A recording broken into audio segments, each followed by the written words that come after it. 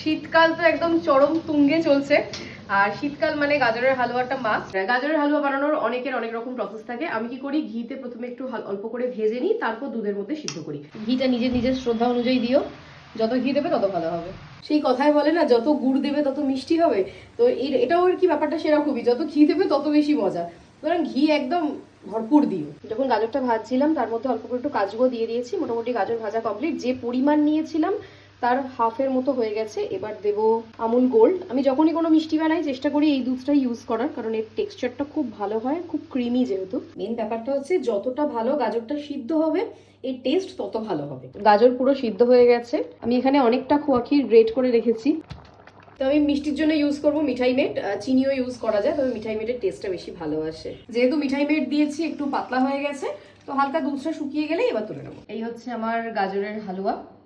তো তোমরা জানিও কমেন্ট করে কেমন লাগছে দেখতে। তোমরাও রেসিপিটা বানিয়ে আমাকে কমেন্ট করে লিখে জানিও কেমন হয়েছে রান্নাটা।